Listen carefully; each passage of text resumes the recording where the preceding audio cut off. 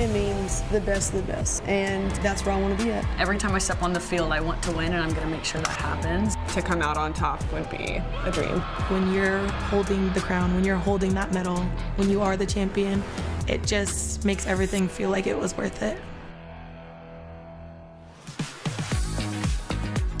From Rosemont, Illinois, a Monday night treat. 45 of the top softball players will compete here tonight, not taking themselves too seriously, mind you. A lot of fun, a lot of competition, a lot of good softball. Welcome to Parkway Bank Sports Complex in Rosemont, Illinois for the final game of the first series of 2027 AUSL All-Star Cup on ESPNU. All right, welcome in everyone here to the booth. Haley McClenny, I'm Lisa Byington. Sydney Supley is on the field here for us as well. It is moving day. There's a lot. I can tell you're excited here already. You played in this league. You know what that means. This is the final day of Series 1. And so the top 3 get to be captains, pick their team for Series 2 coming up next weekend. And all win points are on the line. This matchup is going to be key. Team Garcia got a big win on Saturday over Team Coric. A lot of those people on that black and gold team are sitting at the top of the leaderboard. On the flip side, Team Ricketts took the loss yesterday. Important for them to get this win tonight so they can crawl themselves back onto the leaderboard. That sets the table for the team storylines. But we have a couple of individuals sitting 3 and 4 in the leaderboard spot. Yeah, and again, all the more important for these win points should Team Garcia win. Sammy Williams and Carlin Pickens are sitting in prime opportunities to be captains and draft their own teams next week. You know Sammy Williams, the Chicago Bandit, AUSL Hitter of the Year, and you're all familiar with Carlin Pickens, the velocity, the rookie coming out of the University of Tennessee. She threw well in relief to get a big-time win on Saturday for Team Garcia. She came in relief for Sam Landry, who came in relief for our starting pitcher tonight, and team captain Rachel Garcia, the AUSL veteran out of UCLA. Well, she called her own number. She's going to start again here tonight. She started on Saturday to not factor into the decision, but she's 3 and 4 as a captain in All-Star Cup play. And you've been a captain here before, so you know the strategy, you know the mindset that's going through her mind here tonight. Yeah, Rachel Garcia, her bread and butter is playing in this All-Star Cup event. She's so familiar with the format, so familiar with drafting a team. She knows what she wants. She knows who she wants to throw to. She always seems to be throwing to Deja Mulipola in these moments. Those two are also teammates on the Texas Volts as well. Yeah, to your point, they found themselves as teammates in All-Star Cup action last year. You find that battery that works, you don't want to mess with it. 70-mile-per-hour pitch, evens the count, 1-1 against Maya Brady. Team Ricketts dropped a game yesterday, so they're looking for their first win. They lost 4-3. It was a close one to Team Coric. And Brady drills one to right field, and it's a leadoff single. And so Brady, the leadoff hitter, and you've got Sydney Romero batting in the 2 spot. And Morgan Circle now will be on deck. You know, Romero and Circle kind of flip-flopped in that 2 and that 3 spot. So it's Romero hitting behind Brady here tonight. Yeah, and I think across all 3 teams that we've been able to see this weekend, these top 3 hitters in this Team Ricketts lineup are probably the best that you're going to find, with Maya Brady leading it off right there with a single. Sid Romero, who had an incredible season as well for the Oklahoma City Spark in the 2 spot, and then a veteran in Morgan Zirkle hitting 3. No breaks really for any pitcher at the All-Star Cup, but definitely no breaks with those top 3 hitters. And if you're new to All-Star Cup play, you know, there's individual points, stat points is what they're called, that you can accumulate. Maya Brady gets a +10 after that single, goes all the way up to home runs +40. But it's the team concept and the team win points. You can win an inning. Each inning is worth 10 points. You see at the top of your screen, we'll scroll through. The MVP, that's big as well, +60. Is almost as worth as many points as winning the game, which is +70. Every individual player, if you win the game, gets +70 points. We saw that with Megan Grant last night, getting that MVP one with that grand slam. Over 200 points she accumulated. She's the one that's sitting atop the leaderboard. She had herself a night. Just a testament to how quickly things can change on that leaderboard. That's why So important for fans to be able to log on to AUSL.com and follow all that. Yeah, get So engaging. You know, follow on the top of our screen, but fire up that second screen on theausl.com, and you can follow along in terms of the leaderboard. Megan Grant is sitting atop the leaderboard headed into tonight. Now, the leaderboard's a little bit lopsided because there's one game per day, and Team Cork is the only team that's played twice. And so back-to-back singles, Brady, Romero. Plus 10 now for Romero with the single. Yeah, and we talked about the lethal power of those two top hitters in the lineup with Maya Brady and Sid Romero, and both had their singles on the exact same pitch. This is Rachel Garcia's drop ball, which is a little bit off speed, but Sid Romero, the reach that she has and just the hand-eye coordination is really what makes her such a special hitter. Does a great job of going outside the zone to grab that and just poking it through the right side. And so another dangerous hitter, 1-2-3 circle, wow! Just swings at the first pitch, and Williams got knocked there at third base. Knocked the ball down, but couldn't make the play. Did a great job in perhaps, you know, preserving at least a run on that. The fact that she was able to get in front of this ball and block this up is just remarkable. I mean, that was a hot shot off the bat of Zirkle. It was a curveball. She just stayed inside. You can see Sammy Williams thought that ball went all the way to left field. That's how hard that ball was hit. She was able to knock it down. More than likely preventing a run, like you said, Lisa. And already we talked about the lethal power of the top three hitters in this Team Ricketts lineup. And now we got ducks on the pond for four-time national champion TRA Jennings. How about you talked about the top four hitters in this lineup for Team Ricketts. It is a single officially for Circle.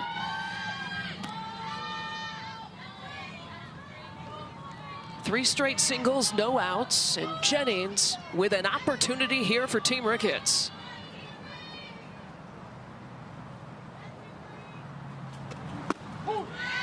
We saw the grand slam by Megan Grant last night. She swung at the first pitch. She sure did. And it was a no-doubter. Not wasting any time. Morgan Zirkle also swung at her first pitch. TRA Jennings taking a little bit more of a patient approach here, but the 1-1 swing and a miss. 1-2 the count. if you're going to do damage to any of these pitchers in this AUSL All-Star Cup, early in the count is typically when you're going to find more success. They don't make a lot of mistakes.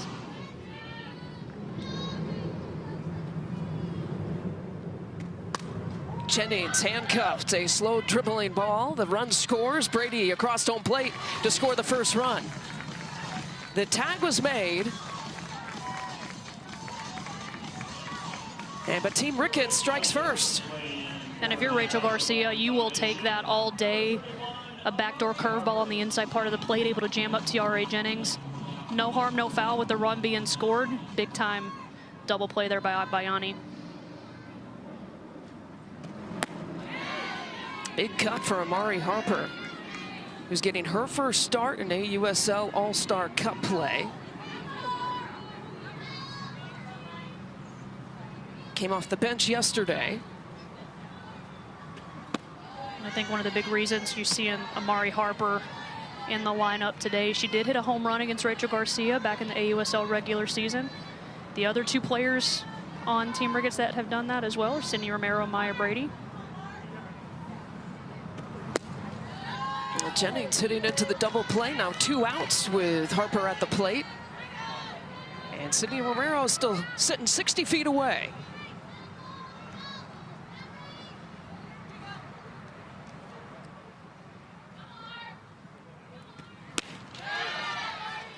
Harper behind that one. What did you think of Garcia on Saturday night when she got the start? I thought she was sharp. Really, the one mistake that she made was that home run to Charlize Palacios. Just a little bit of a flat pitch that Palacios was able to handle, but overall, really good, just like that pitch as well. Now she strikes out Harper. But Team Ricketts right now in position to possibly win the inning. We'll see what the response from Team Garcia is coming up.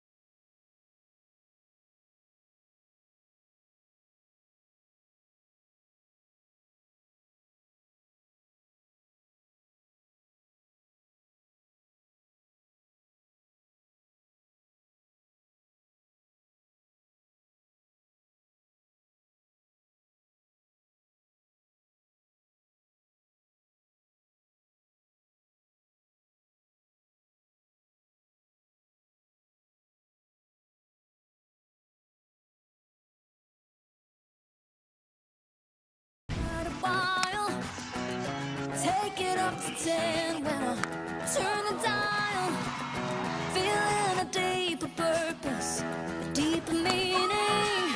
I need to pinch myself, cause I must be dreaming, and I'm rising up to make my mind. It's my time to touch the stars, throw myself into the deep. I'm ready to believe it. Megan Grant giving an ode right to MJ on that Grand Slam celebration. This is what's great about AUSL All-Star Cup play, is some of the biggest names and the most familiar faces in the sport of softball. They mix and they match for 4 weeks in this event. Here's Amber Pfizer, who is Team Ricketts starter here tonight. She has not seen All-Star Cup play yet. Amber Pfizer made 6 starts in the circle this season, 3-3 record. One thing to note, you've heard about the names Montana Fouts, Georgina Korick, Lexi Kilfoyle, obviously, but Amber Pfizer was 4th in the AUSL in terms of opponents' batting average against, behind those 3. So a really effective pitcher, has a really nice mix and a good arsenal that she can keep hitters off balance with. Well, she's working through the AUSL regular season. Those are the stats that will show you, popping up on the screen. Sammy Williams, you see here, who was the hitter of the year in the regular season. Batting 3rd here for Team Garcia. This is Skylar Wallace trying to lay down the bunt.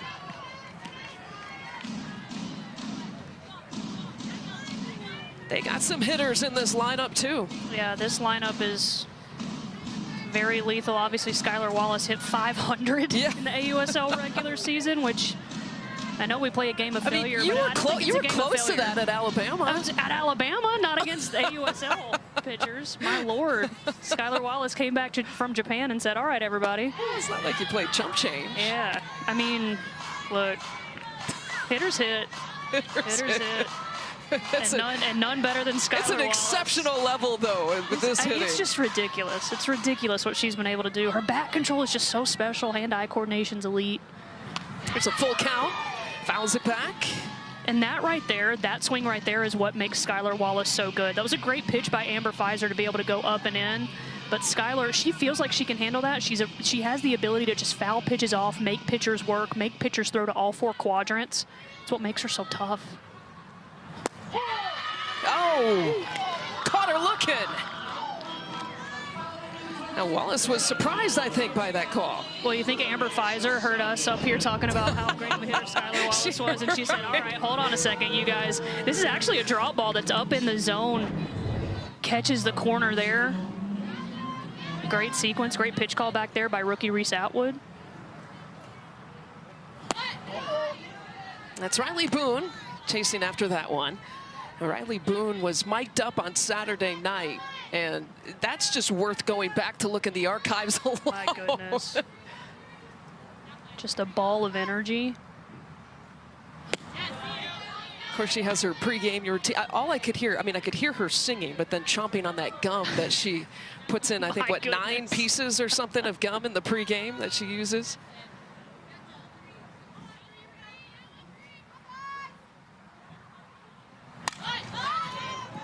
Boone again trying to lay down the bunt. It's foul. 1-2 now the count. She's such a spark plug. I think it's extremely fitting that she plays for the Texas Volts with all that energy. Just such a good leader. It's hard not to be around her and smile when you're in the dugout playing alongside her. She said, I loved playing in Texas. Don't tell my Oklahoma friends that I loved that. Reaching out to touch that one, scooping it up is Jennings there at second base for the second out.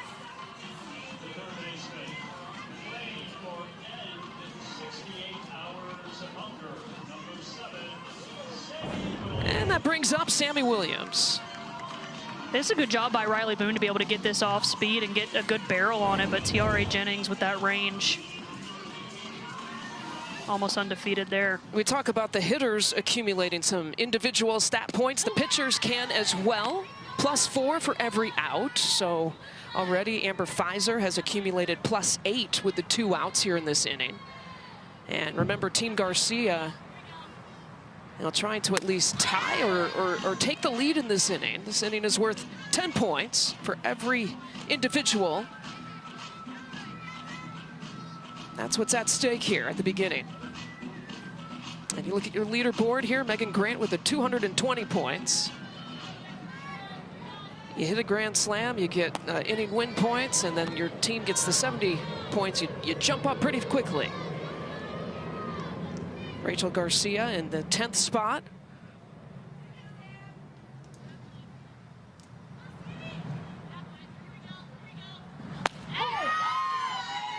And struck her out. A couple strikeouts looking for Amber Pfizer, who's dealing here in the first half. Pfizer going with the changeup to get big timeouts and freezing hitters on the outside part of the plate with the drop ball, and then coming up and into Sammy Williams there on the rise ball to get a freeze. Team Ricketts with some inning points. Plus 10. Plus 10. Put it on the board.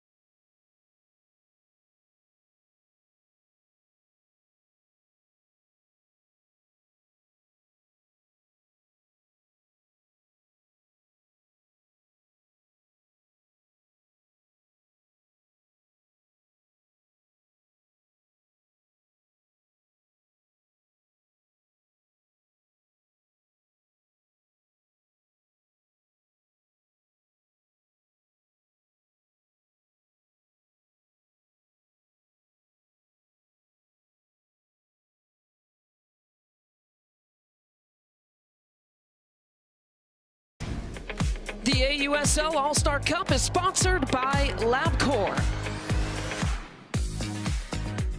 Let's check in with Sydney Supley. Here with a proud North Carolina native, Carlin Pickens. I want to know, what was your reaction when you saw the Little League World Series trophy coming back to your home state? Super special, just really proud of those girls who've worked so hard, especially representing the state of North Carolina where I grew up, and bringing home that title. So that's just awesome for the state, awesome for those little girls, and I'm super excited for them. And now you're playing pro in your home state. How special that fact that so many of these players wrote you down as their role model. What do you hope they see in watching you on this field? Just super full circle for me. It's really special to know that, you know, what I'm doing is being seen by those little girls, and I'm hopefully inspiring them to be the best versions of themselves and go out and compete and have fun and be joyful and do all the things. So I'm just really just proud of them, and also excited to be in a position where I get to do that. Okay, Carlin, I want to give you one opportunity to give them a shout out. Say your congratulations to North Carolina Little League World Series teams. Congrats, North Carolina. Super proud of you guys. Way to work hard and bring home the title. Title's coming back to North Carolina. Carlin, thanks so much. Thank you. Always love this time of year and watching that competition as well. About a 6-day competition, and it's the young budding stars who get to compete at the national level. So fun. It was so fun to be able to watch all those young girls compete. And now they get the chance to watch their idols play, and it was so cool just hearing their questionnaires. And I was fortunate enough to call one of the Little League regionals up in Bristol, New England, and all their favorite players, AUSL players. Just speaks to the growth of the game. I know a lot of them, now that their World Series is over, they're tuned into the All-Star Cup, many of them at home watching as well. So, and able to, you know, watch it on ESPNU, ESPN, ESPN2, AUSL with the regular season, and now the All-Star Cup event that goes 2 weeks. A ground ball there to Wallace, who scooted over to her right to make the play. And now 2 away. A really good play over there by Skylar Wallace, going deep into the hole and then using the turf. Such a big part of this game being played here at Rosemont is playing on this turf and using it. You'll see right away she knows she's going to one-hop this and use the speed that the turf gives you to get that ball there a little bit quicker. And shout out to Sydney Stewart over there, scooping that up at first base as well. I know know you're an outfielder. Did you play on much turf versus grass out there? Later in my career, played on a lot more turf. Became a lot more popular as I was entering the twilight years of my softball career, but would much rather play on turf. It's a lot easier on the body. Kept me playing for a long time. And Klingler flies out to right field. Just 7 pitches by Garcia in that inning. Rachel Garcia is absolutely cooking right now, owning the strike zone.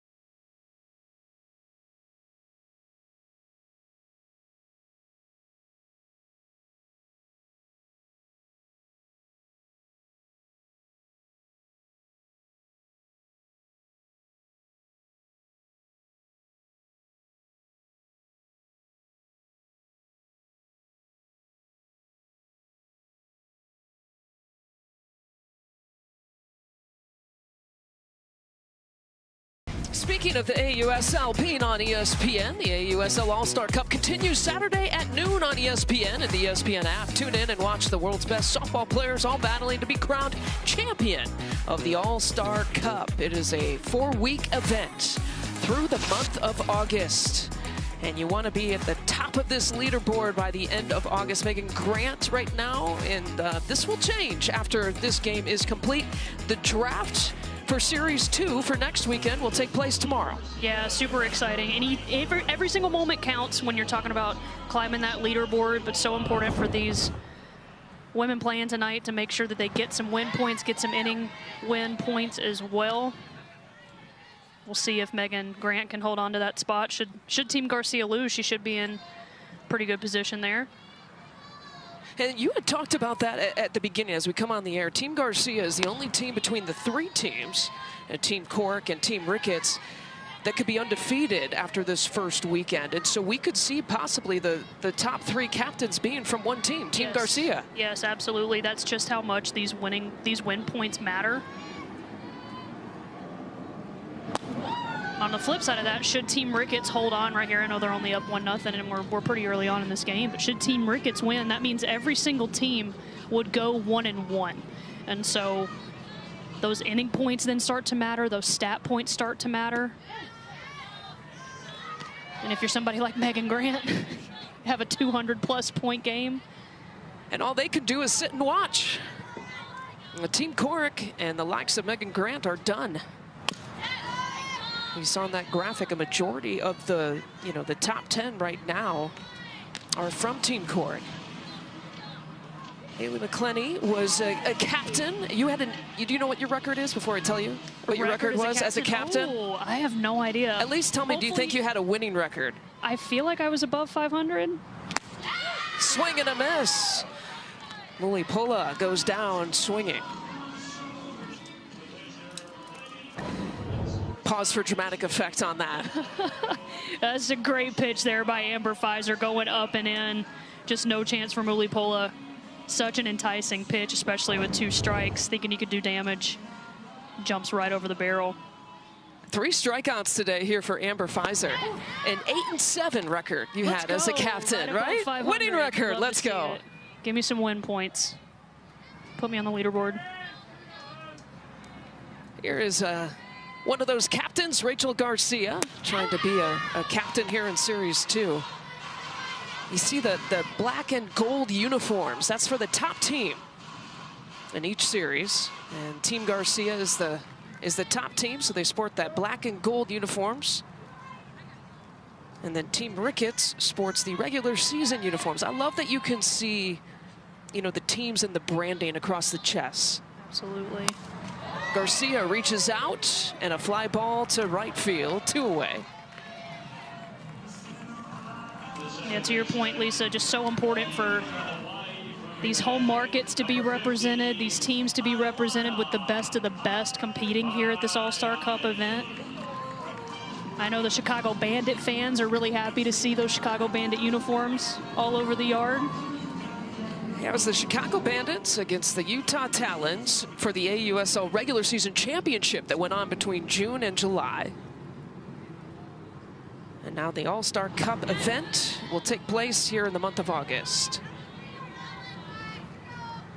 Agbayani trying to keep this inning alive.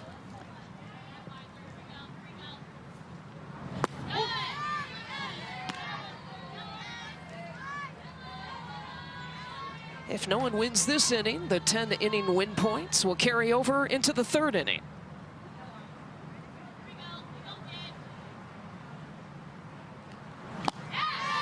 Another swing and a miss. What do you like about Pfizer's stuff? She's really commanding the strike zone well. She's getting herself into a lot of high leverage counts and then getting big time swings and misses, which tells me her ball is moving, her spin is sharp tonight. So far, she's been in complete command. Agbayani just touches that. Foul, 67-mile-per-hour pitch. When you strike out 3 of the first 5 hitters you face, you know you're doing something pretty well. And you see that batting average against, that's 4th best among AUSL All-Star Cup pitchers as well. Well, she had a couple strikeouts looking. You know, she was top 7 in the regular season. 11 strikeouts looking in the regular season for Pfizer. So playing true to that stat. Was trying to get another there. The count goes full. Just misses the outside corner. That was the exact same pitch that she struck Skylar Wallace out on to start this game. A little bit more off the plate to Agbayani there, but she's really working that outside corner to lefties. Agbayani gets a piece.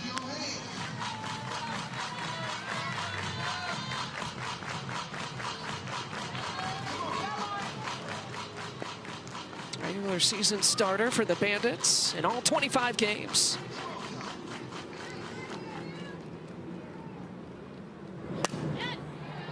Doing a good job fighting off pitches.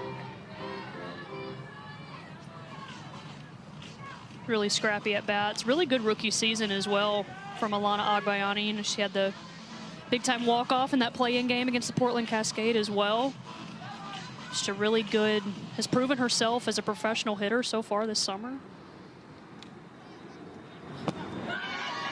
Walked her. And that's a professional at bat. Great plate discipline to be able to lay off that drop ball at the bottom part of the zone. Not get too big, just take what the pitcher gives you. Be able to get a 2-out base runner. We've seen really in all 3 games thus far, 2 outs. So what? It doesn't matter. Teams can go out on a two-out rally. And something as small as a walk could be the start of something big. Reese Atwood having a few words with Amber Pfizer. Remember, there's no coaches here. The captains are the coaches. They are the general managers.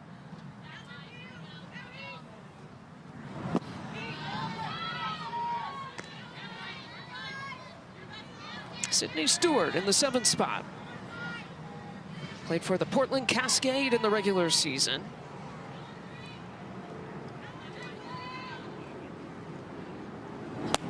Good at drawing walks here this year, 14 of them in the regular season.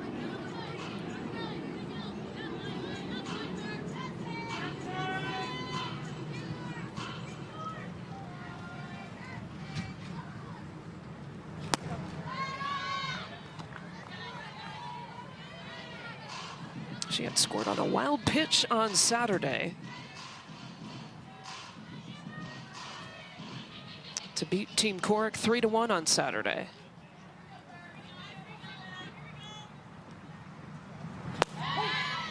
sitting on that 3-0 count.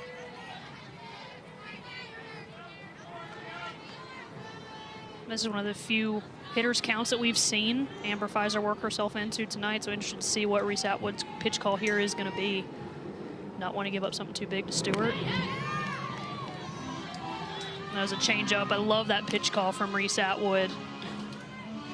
Sydney Stewart thinking the same thing as all hitters are, 3-1. I got to get my swing off, and what does Amber Pfizer do? Pulls the string. Love it. Great location as well, and you can see Sydney Stewart just out on that front foot, fooled. Ground ball, charging at it is Romero, makes the play off the 1 foot. Talk about a pro play. That's exactly it for Sydney Romero. Great defense on display. Trying to get a gold glove out there is Sydney Romero. Awesome play over there. We will see if Team Ricketts can add to this lead when we come back. Plus 10 inning win points now carries over here to the 3rd.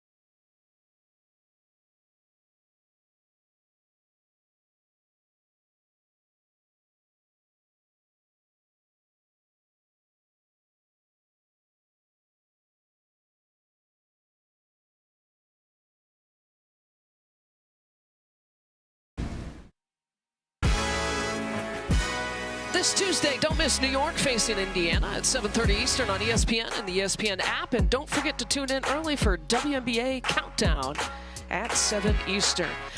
Boy, these little girls growing up have it good, man. They can just flip-flop between pro softball, pro basketball. It's awesome. Pro Absolutely everything. Awesome.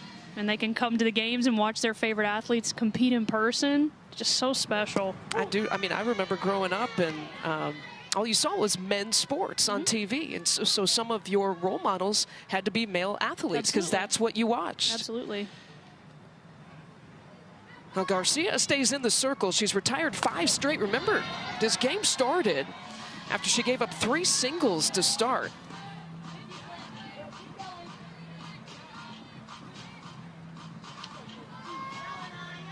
And her pitch count isn't very high here to begin with.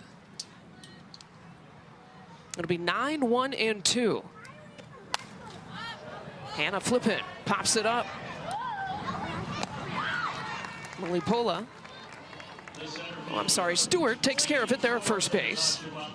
Yeah, and to your point, Lisa, I mean, we're used to seeing Rachel Garcia go deep in counts. It's kind of been her MO, especially in All-Star Cup events. She loves to throw a lot of pitches and work herself into full counts. So far tonight has really been on the flip side of that. She's attacking the zone, getting ahead early, and it's really working to her advantage.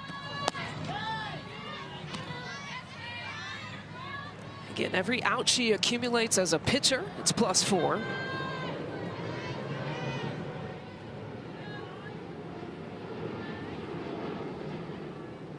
Team Ricketts had won the inning in the first inning.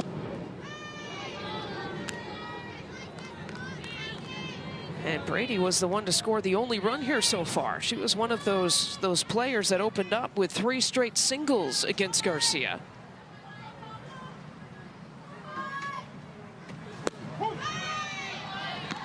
I mean, who hasn't Maya Brady got a hit off of? Let's be real. The list is probably short, if there is a list. I don't think the list exists.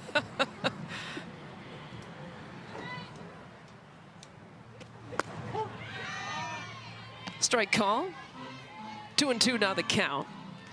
Brady on the all AUSL team this year. As part of the Talents Championship team last season. Talents won back-to-back last year and this year in the regular season. Garcia thought she had it. Yeah, you can see Rachel Garcia won in that call. It's a backdoor curveball. It just missed over the outside part of the plate. Trying to nip that back corner. Interested to see if she'll go with it again here. Connor on the outside corner. And it's that a tough was, out to get. And that was that backdoor curveball again. She went right back to it. You're going to see this pitch. Looks like it's going in the other batter's box for Maya Brady, and then just at the very last second, hits the black part of the plate, gets a big-time strikeout. We talk about how there's not any coaches, so the captains, so Rachel Garcia, Kaylani Ricketts are the coaches to make the substitution decisions, the lineup card decisions. And man, she might have to ride her own arm. I don't know. Something she's not unfamiliar with, especially in this format. Let's check in with Sydney. And Garcia's going to have to go against Sid Romero, who, with her hit earlier today, she's now has a hit in the last 11 of 12 All-Star Cup games. She's a hitter who's always described herself as clutch, but this year she has upped her power numbers. 9 home runs in the AUSL season. That's more than her 6 years combined previously, where she had a total of 7 home runs. And she credits those 9 home runs to when she joined the coaching staff at Oregon. She bought into the weight room. And Haley, you understand this as a former player. It's not only lifting, but lifting as heavy and explosive as you possibly can to translate over to her swing. And Romero trying to force that one, a basket catch there in right field. Aubrey Leach, show it off.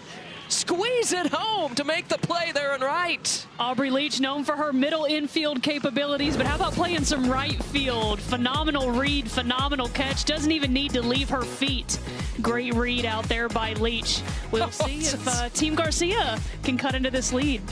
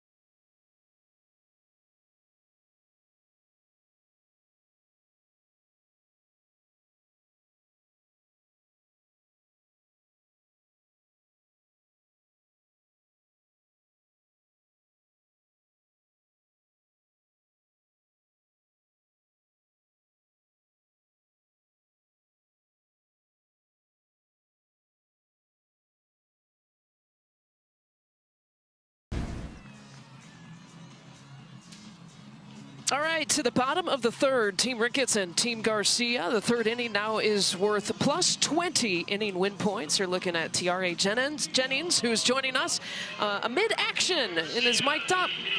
T, I guess, right? T? Hi, how are you guys? Haley? Can I call her T? Can I call you T? You can. Just like Haley? Can I be as cool as Haley? You sure can. Yeah, guys, here we go. First weekend, what are your initial thoughts here of All-Star Cup play? It's fun. There's so many great players here, and playing with, my first time playing next to Jordan Woolery, which is super cool. So, good pitch. So really fun, really great talent, and hopefully get some more runs on the board here.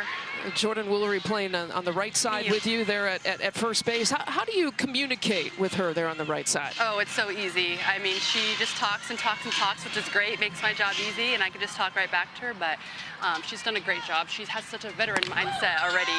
It's her first year, so it's almost like supernatural for me and her right here. Well, I was going to ask you, too, you have been a part of, I think, one of the biggest growth spurts that we've seen in the sport of softball. What's it been like to live that as a professional athlete? It's been fun. I mean, really just trying to grow the sport. I look in the crowd and I see all these younger softball players, and it's just really awesome to be a part of it. Me, you, Joe. And it's just really awesome to be even here, and can't take it for granted, never. Got fives!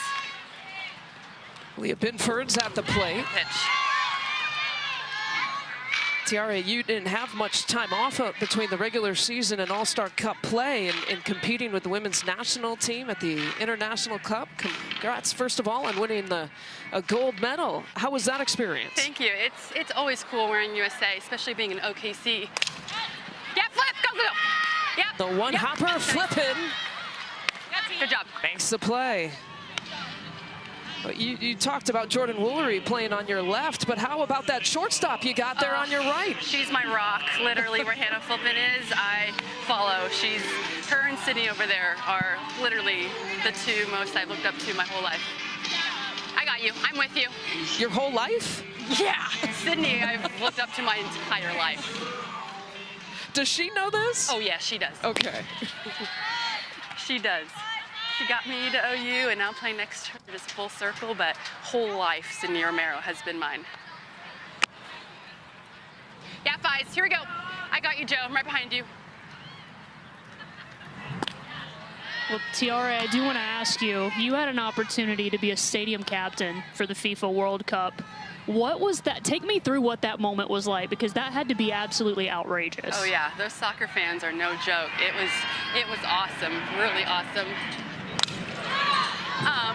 Just seeing their passion and love for the sport and representing, their country and coming together, and didn't understand any chance what was going on of their singing and chanting, but really awesome to be a part of it, to have the opportunity to grow softball. So it was an amazing opportunity. So who's more passionate? Is it soccer fans or OU fans? Oh, I have to go soccer fans. Oh. Uh-oh. All right. Well, you passed the first mic'd up test and making the play with no air. Well done. Yeah, that's a good question. I have to go soccer fans on that, but hey, the OU fans are diehard too. Good job, Fies, good job. For all the OU fans out there listening, you got to meet your match now. You do. Fies, good job, way to be, good job. How does Haley McClenny hit you with that, and then the next pitch you got to feel to make a play? It's crazy. I'm like, what is going on here? It's nuts. That's like riding a bike for Tiare. That's like riding a bike for her. Ain't no thing. I have Flippin right here saying, hurry, hurry. And I'm like, okay, I'm going. You had plenty of time. That Flip, you had plenty of time. Flip, I had plenty of time on that ground ball. So much time. We got a pitching change with Amber Pfizer taking a seat. Kenzie Brown, who we saw her briefly in her rise ball last night for Team Ricketts. All right, Tiare, give us a lowdown here. Kenzie Brown, I mean, I'm up here in the booth. I've never had an at-bat against her, but that rise ball is just filthy. What do you see from her? I'll have to say, being on this side of the rise ball is so great. Oh my goodness, just so much spin. But again, her maturity and who she is as a person and learning from her these past couple days have been so awesome. But just her poise and her little quirks are awesome, and I really love getting to know her and playing behind her. But that thing is moving. It's moving. Definitely is spinning. Yeah, Kenzie Brown, let's go. Yeah. Yeah. Here we go. Let's go. Hey, here we go. Oh wait, she's 2 outs. Yep, 2 outs. Yep, here we go. Me, you, Ken. Yeah, me, you. Let's go. Kenzie Brown made her All-Star Cup debut. Are you gonna stay back? 1 inning of relief, but this is their strikeout pitches in the regular season.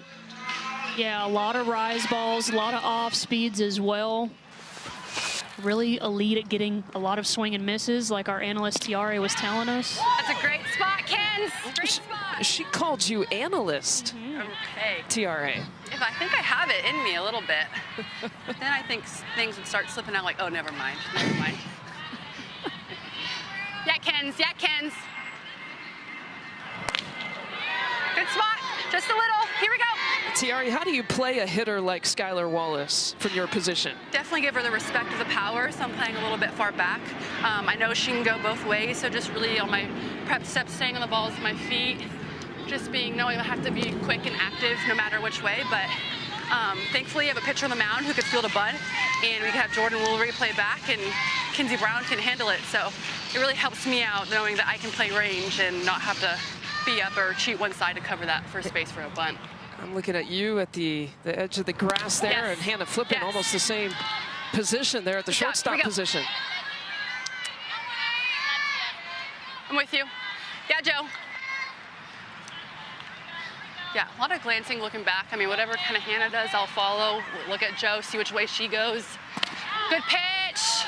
Really just knowing where your teammates are, and even though you haven't played together, really just always looking around and eyes up. Come on, Kens, here we go. Yeah, Kens, best pitch here. Yeah! Swing and a miss. That was it. Good job, you guys. That was money. Yeah, Kens. Hey, T, thanks a lot. Thanks, you guys. Let's go get some. Come on. We say goodbye. We'll be right back after this.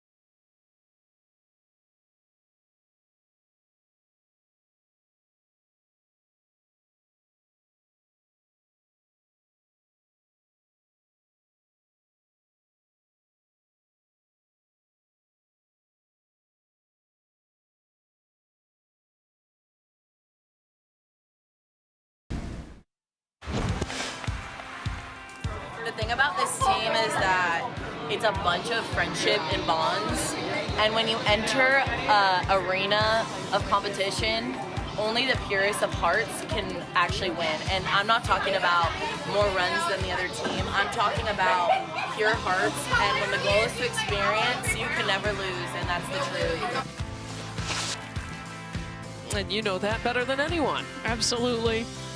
Culture matters. Culture's so important, not just for climbing the leaderboard, but like Maya Brady was saying, just the relationships that you build, being able to play softball with your friends, having that, you know, infectious joy and playing with that just makes the game more fun, and that's the true win. That's what it's all about. I love seeing little girls and little boys take in AUSL play, whether it's the regular season or All-Star Cup play. From Parkway Bank Sports Complex, Lisa Byington, Haley McClenny, and Sydney Supley is on the field here for us, the former Northwestern pitcher.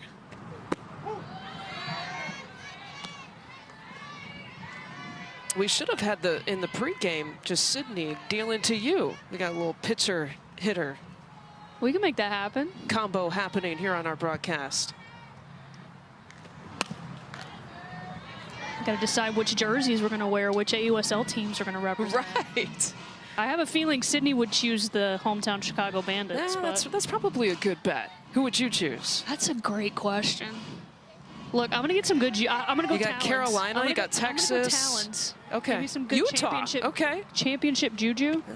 Okay. Bandwagon Morgan Circle, swing and miss, and another strikeout here for Garcia. 3 on the day. She's retired now 9 straight batters. Yeah, she gave up 3 singles to start this game, but then has really just settled in. And this pitch right here, that off-speed drop ball, just lethal to left-handed hitters. You think that's going to be a curveball that's going to jam you inside, but it just falls off the table. When that pitch is cooking, especially as a lefty, Rachel is so tough to hit. Here's our analyst, Tiare Jennings, at the plate. Appreciated her as part of our mid-action segment. Mic up a player every game. The access is incredible that the league gives us. We have our home plate umpire, Cameron Ellison, also with a mic on, in case we need to use that. And Jennings floats one. It drops just in front of Nicholas Camarena. It might have been good luck for her. I was about to say, some good analyst juju there for Tiare Jennings. She's so strong. I mean, that pitch got really in on her hands. You're going to see it's a backdoor curve that just kind of gets in there, gets in her kitchen. But she's so strong that she doesn't even need the whole barrel to be able to find some green out there. That ends the streak, too. So Garcia had retired 9 straight. And as good as she has been, she's gone up 4 spots to 7th overall in that leaderboard spot. Garcia has. Important to note, 30-inning win points are available here in the 4th inning. The 10 points in second and third innings, neither team won. So the 10 points in the second, the 10 points in the third carry over to the 4th. You're gonna see the leaderboard at the top of your screen.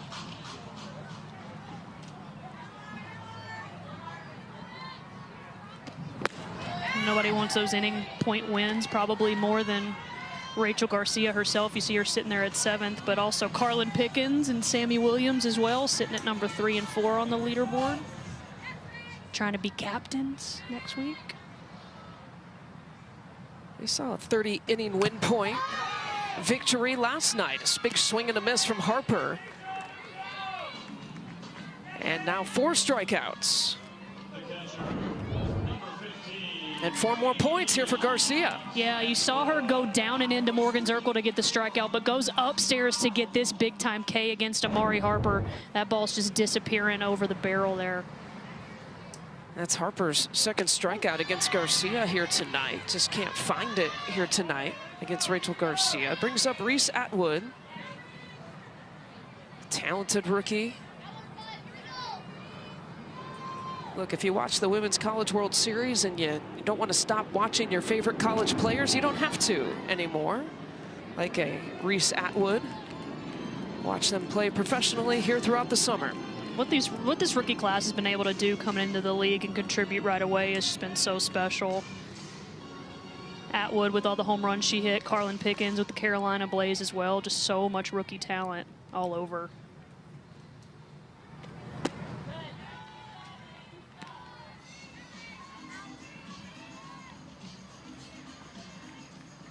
AUSL Rookie of the Year.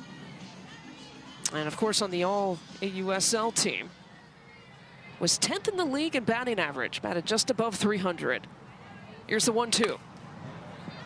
Ground ball to Walker.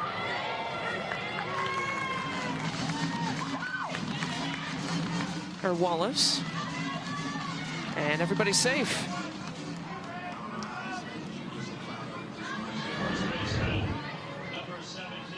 Yeah, you can see Skylar Wallace throw this a little off balance and just kind of short hop Sydney Stewart over there a little bit, not able to secure it in time. And give credit to Reese Atwood for hustling down the line. And yeah, they're gonna give Wallace the air.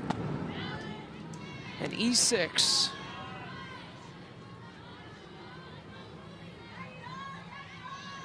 Brings up Jordan Woolery.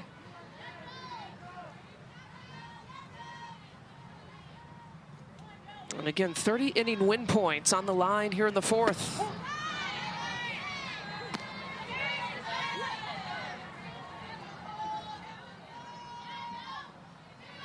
Jordan Woolery at the plate. Cindy, you can add more. Hillary, one of the best RBI hitters at the college level, has been able to transition to the pro level so well because she's worked on studying the spin. And before today's game, she understood she was going to face Rachel Garcia. So she had her BP pitcher throwing nothing but rise balls and understanding when it was going to break. So see her really locked in and be able to establish a ceiling against Garcia. How hard is that as a hitter to study spin? It's difficult. I mean, you got to train your eyes, especially with the spin of all of these pitchers, but in particular Rachel Garcia. I mean, that rise ball will just jump over the barrel.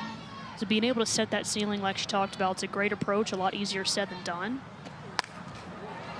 Woolery drives one and charging in, making the play. Riley Boone for the third and final out. Okay, 30 inning win points on the line for Captain Garcia.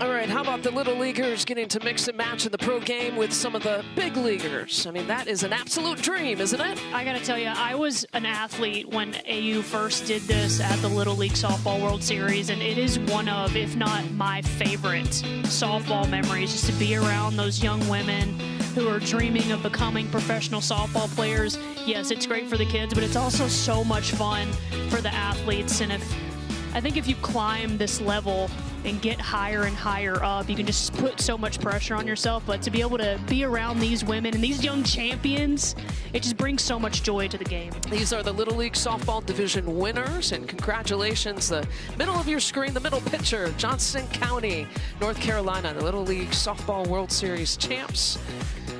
And we talked to, Sydney Supley had already talked about just how a lot of the North Carolina kids, look up to some of these AUSL players as well. But in particular, Carlin Pickens, who's a North Carolina native. Yeah, I think almost everyone on that championship team named Carlin Pickens as their favorite athlete.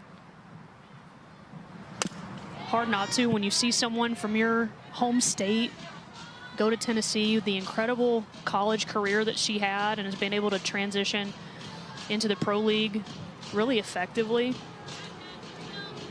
I wonder if we'll see Pickens here tonight. She sits in that fourth spot in the leaderboard. But if her team could pick up, the inning win points and actually win the game, she could not even throw a pitch and still move up. And still be a captain, yes. It's why, those win points just matter. Potentially could see her. She came in relief on Saturday, but with the way Rachel Garcia is cooking in the circle right now, I don't see her taking herself out as team captain anytime soon, but Pickens is definitely a strong compliment to Garcia as well in the circle. Again, 30 inning win points on the line here in the fourth inning, but, 2 quick outs have been made by Team Ricketts. Yeah, and as effective and efficient as Rachel Garcia has been, Kenzie Brown has come into this game and attacked the strike zone really well. We've talked about her spin and her movement, but if she can move the ball through the strike zone and really rely on her defense, that's when she's at her best. So far, so good for the rookie here against Team Garcia.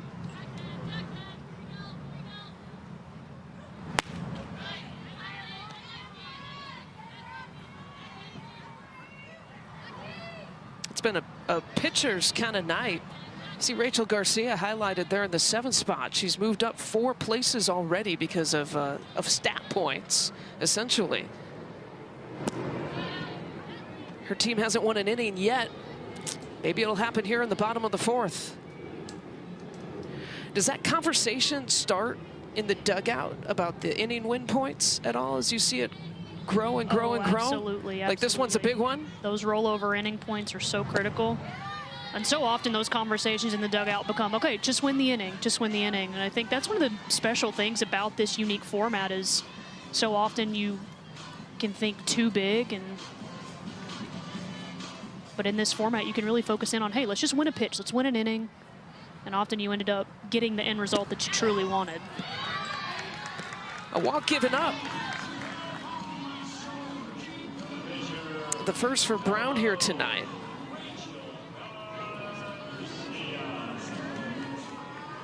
And her 4th batter faced. A strikeout, a ground ball out, fly ball out, now a walk. First free pass. This is Rachel Garcia. I love that. I could have bet $1 million right there that Rachel Garcia was going to swing at the first pitch.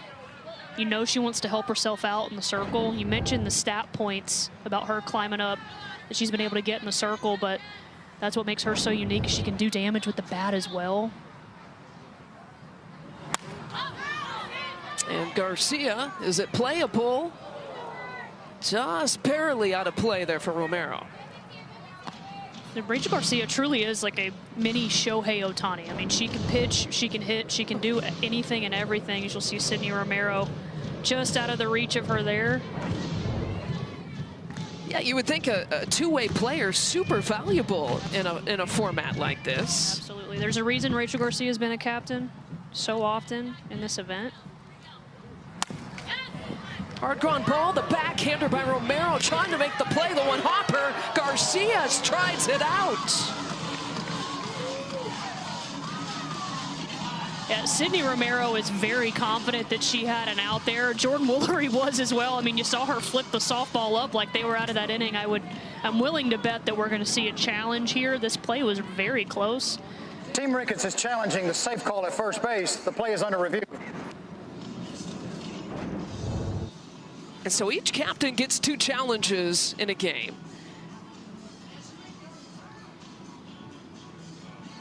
Yeah, I think we're going to see this call be overturned here. I thought with the naked eye that she was out maybe by half a step.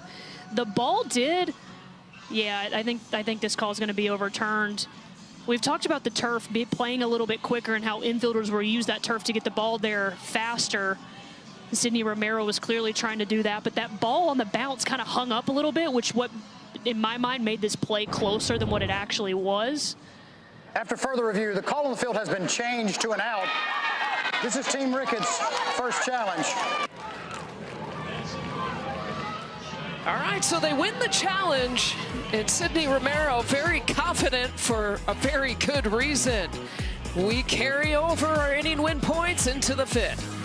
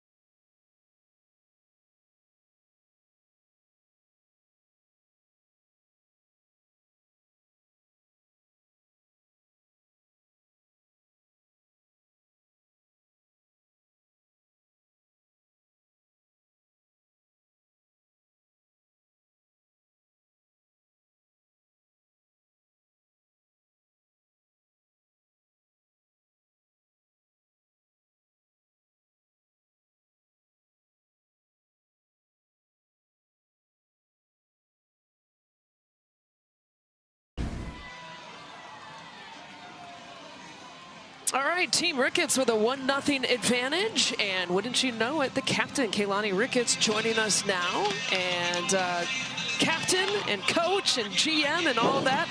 Congratulations, first of all, the second overturned call of the weekend amongst 5 challenges. How confident were you in making that captain's challenge that we just saw? Oh, 100%. You know, for me, it's like I saw the angle of Jordan's foot, and then just seeing from our angles, like how everyone was just spot in that it was an out. So I was just nervous about the camera angles. Sometimes we just don't know what we're going to get, so I'm glad we were able to overturn it. I know you've been in this position before. Do you just thrive on being able to challenge calls like that? Do you like being in that position? No, I don't. You don't? No, yeah. I mean, I think it's kind of like what I was saying, just not knowing what the camera is going to show us. And so I think with just seeing our defense, how everyone was like, yes, from all the different angles, seeing how everyone was wanting that overturned. And from our angle, we thought she was out. So that gave me a little more confidence. Come on, get over. Nope. Fly ball to right field, and Klingler is retired. Well, Kaylani, I want to ask you, you were captain twice last season. Coming into this, what was your strategy? Peel back the curtain for us. What's it like in that draft room?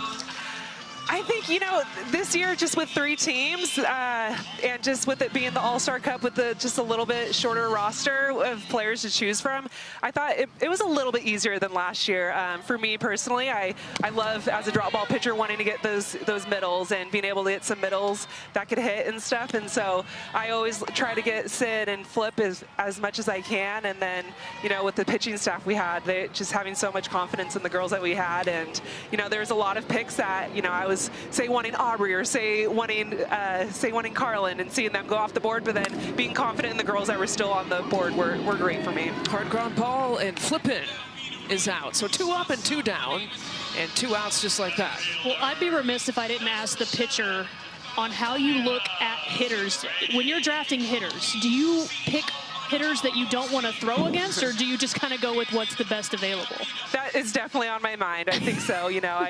But obviously you're going to be facing girls that's like, oh, well, I don't want to face her either. But, you know, you just kind of got to go with what's on the board still. But, yeah, I would say Sydney Romero. She's towards the top of the list for me. So she kind of crosses both of those boxes for me. You know, she's a Sooner. She's great at infield. I could put her anywhere. And then, yeah, she's a tough righty to throw to.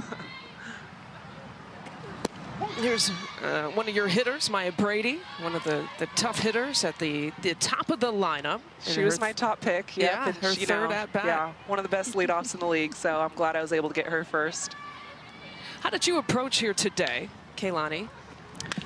Well, you know, I wanted to get Pfizer, and Pfizer, she's a great starter, and so it was a great opportunity for her, and she crushed it. I was so happy for her. She gave us a great start, especially going against Rachel. You know, she's a tough pitcher to be able to go against. We knew that Rachel was going to be bringing her A game today, and so props to Pfizer giving us that great start, and then just having KB being able to roll with her. She got in a little bit last night, and so just wanting to see how she was able to have that success this past season and being able to see what she's doing for us right now. So she's doing great, and so now me and Kat have been in the bullpen just ready to see what happens with this game. I was going to say, do we see the captain here to try to close it out?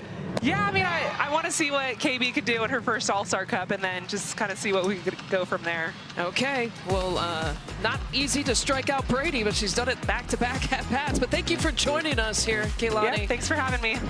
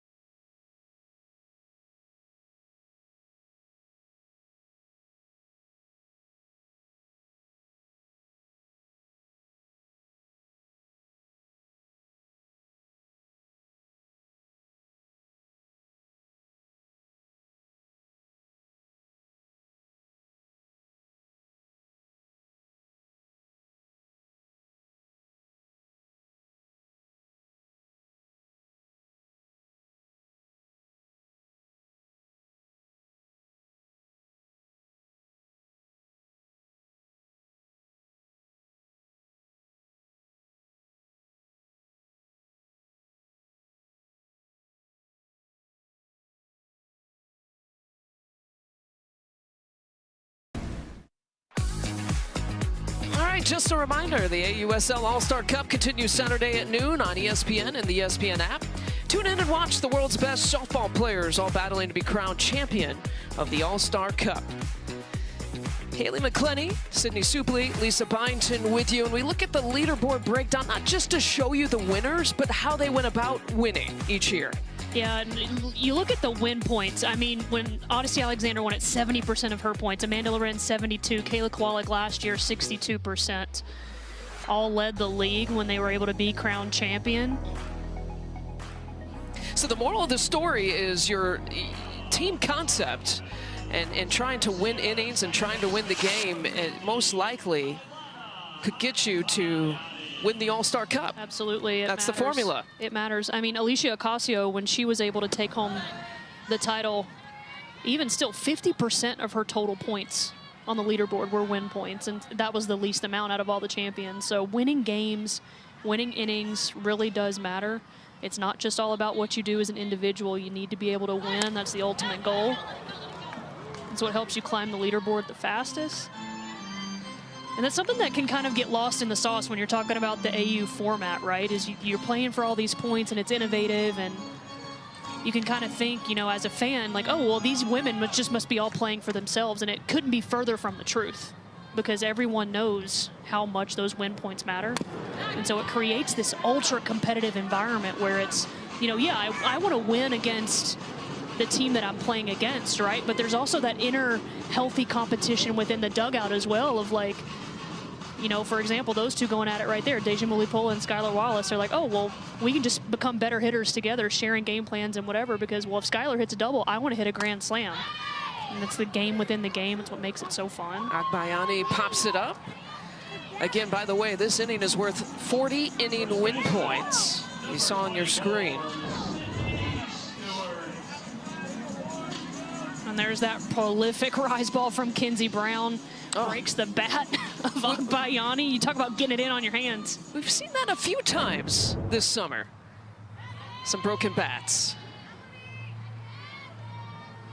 Pitchers are just throwing harder than ever. Is that right?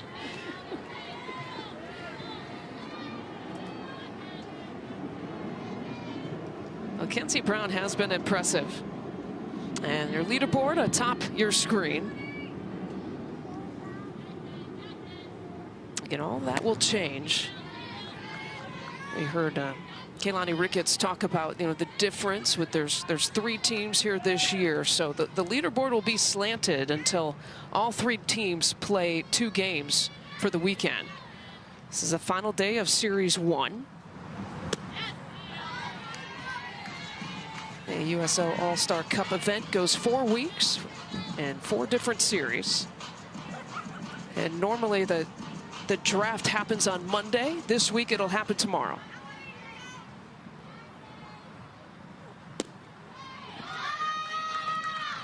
And they walk Stewart. All right, let's check in with Sydney Supley. Well, Lisa, I have to tell you, in left field, Morgan Zirkle is playing double duty today, not only being one of the most tenured professional softball players in the All-Star Cup, but also as the head coach of Marshall, she's kept her coaching hat on. She said, I was up all last night studying these hitter swings, and she was using her Synergy in 643 account, something only college head coaches have access to, and she was sending breakdown film to pitchers like Kinsey Brown, Kat Sandercock, and also Kaylani Ricketts about here's what's our game plan going into today. So playing left field and also pitching coach for Team Ricketts. I love the access too, the technological access. Yeah, there's just so much data and so much video that's out there, and what a luxury for a player, a rookie like Kinsey Brown, to be able to learn from Morgan Zirkle, and what a luxury that those young women at Marshall have to be able to play underneath her. I mean, how cool is it that Zirkle can continue to come out here summer after summer, play at such an elite level, and then take all of that knowledge from the professional game and pour it into those college athletes? It's the ultimate flex. It's amazing what she's able to do. And you know, too, like she's probably pulling triple duty out here recruiting as well. It's a primetime recruiting season. School's getting started up back here, too. So one of the best to ever do it, Morgan Zirkle. Yeah, the opportunity to coach at her alma mater. Played at Marshall for 4 years. Here's Binford, who's the DP in this lineup here tonight.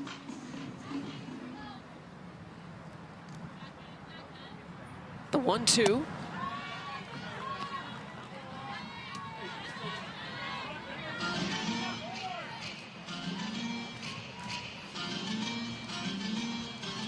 Delaney Wiz is your pinch runner at first base. After Stewart drew the walk. Swing and a miss. They just can't figure out Brown here tonight.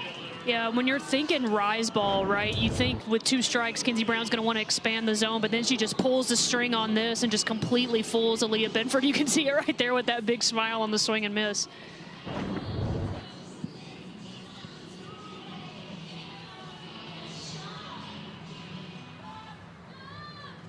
Aubrey Leach in the number 9 spot.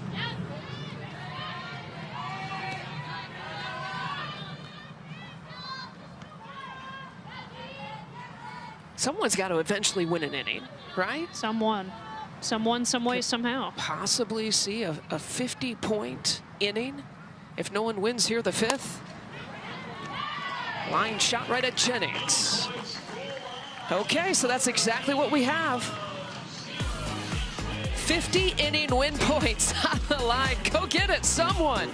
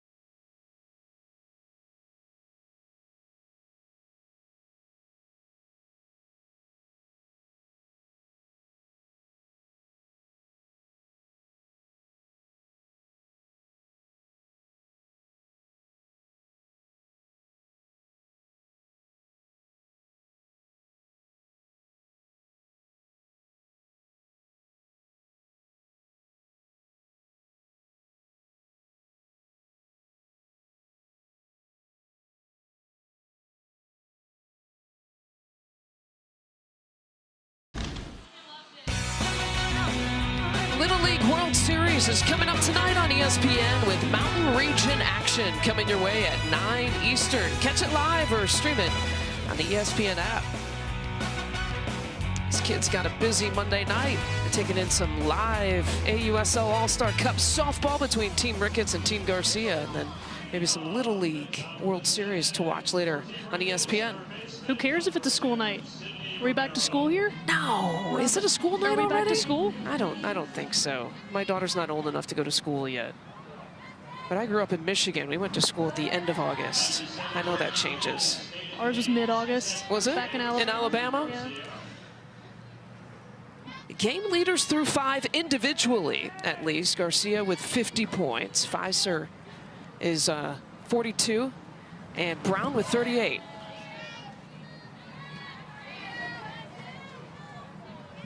This inning is worth 50 inning win points. You see it on your screen.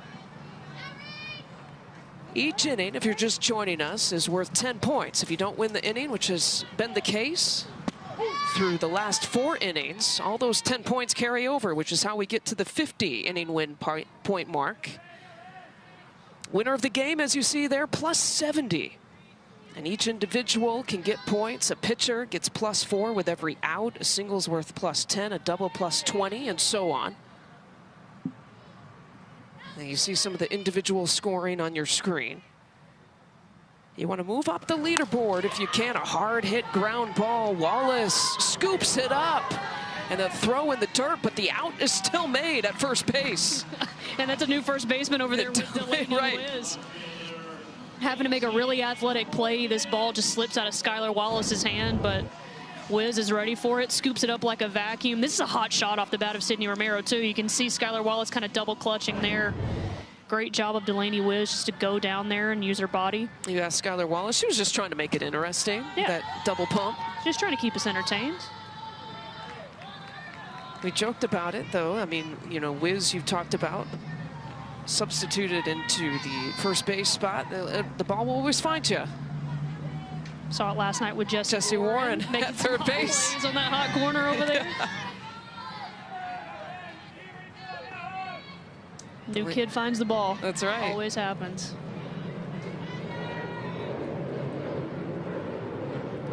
Morgan Circle at the plate.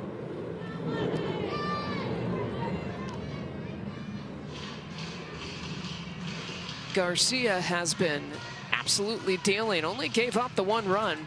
She gave up 3 straight singles here to start the inning and then has settled down considerably. Sometimes, as you know, in softball, that's all it takes. Yeah, it's all about momentum and just letting a pitcher get comfortable, right? It's sometimes difficult when you're in the circle to be comfortable from the jump, right? You need a couple of pitches maybe to get under your belt, a couple of batters, but since those 3 straight singles there in the first inning, she has just settled down, shown extreme command, great poise. Just trying to hug that outside corner. And you can tell Rachel really wants that call on the outside part of the plate. She's so much more tough to hit if she's getting an expanded strike zone. Know that from firsthand experience, just how difficult facing Rachel Garcia is when she's getting calls like that.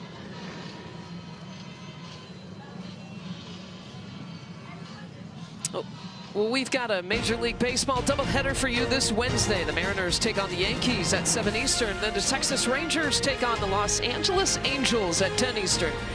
Catch it all live on ESPN or stream it on the ESPN app. Is this where we reveal your Major League Baseball allegiance? New York Yankees. I don't know if you're ready to make that public statement or not. We're out. I wish Aaron Judge wasn't out, but I will be an out New York Yankees fan.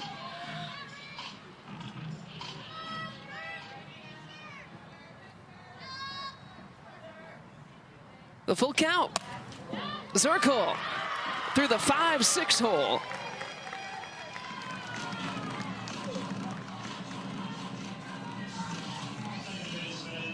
And you saw Rachel Garcia continue to go to that backdoor curveball on the outside part of the plate. And this is a rise ball trying to freeze Morgan Zirkle up and in. But the hands, the athleticism of Morgan Zirkle, you just can't sneak anything by her. She does a great job of keeping her hands close to her body, relying on the power and speed of Rachel Garcia to be able to poke that through the 5-6 hole.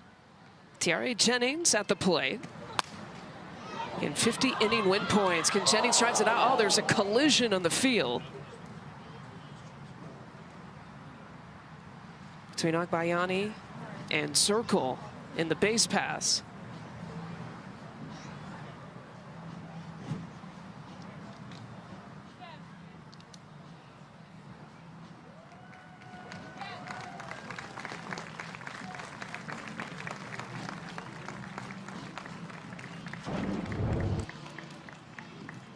I'm gonna take another look at this. This ball jams Tiare Jennings. It's that slow roller, and it just creates this awkward collision, really, with nowhere for Morgan Zirkle to go. Right. Alana Agbayani trying to make a play on the ball, because that's what you're taught. Just an unfortunate kind of timing situation there as well. Glad to see Agbayani up, chit-chatting. Looking like she's all right. Zirkle is ruled out. To be an obvious attempt to break up a double play. That was not an obvious attempt to break up a double play. So all I have is the out going to second base and the batter runner goes to first. Do you guys agree? I agree with you. Agree.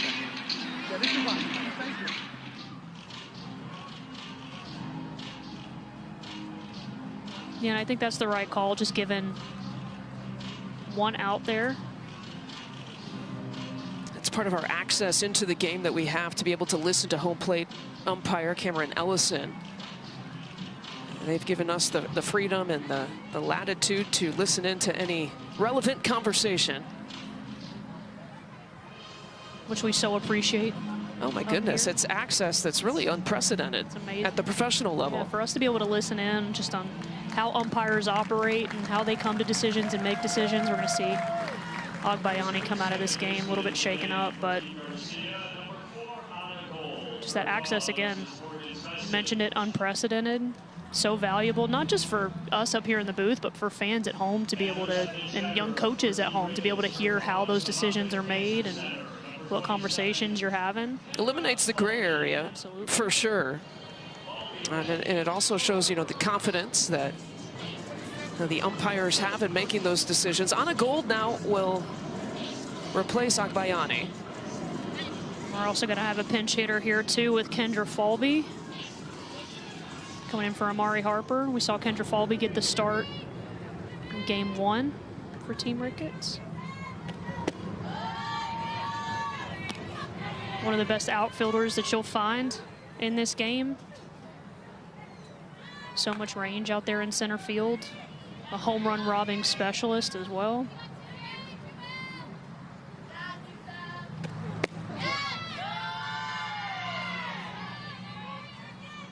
Two balls, no strikes. Garcia is going to continue to nitpick on that outside corner there to lefties. Trying to expand the zone as much as she can, as much as that umpire will give her.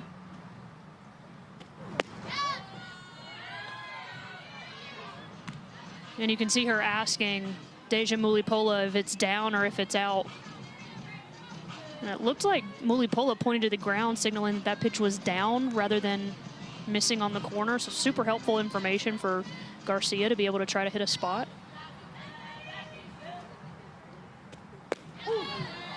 Well, Sydney, you know all about what it's like to throw to a good catcher. And a pitcher is only as good as their catcher, Lisa. I can promise you that firsthand. And Deja Mulipola, one of the best, a 2022 All-Star Cup champion, the first award ever to go to a non-pitcher. And she said, I'm chasing history this season. I want to be the first player to go back-to-back. And when I spoke to her pitchers like Rachel Garcia, what makes her so good is how she fights for you every pitch. And you can even see that the way she's framing tonight. Here's the full count. Framing that one on the outside corner, won't get the call.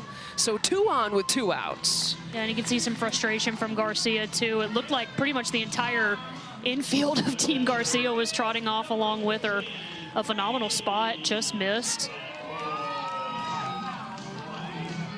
But she's gonna be stubborn with it. And sometimes you have to be as a pitcher. You gotta give the umpire a continuous good look. And more often than not, the umpire will open the zone if you continue to hit that spot.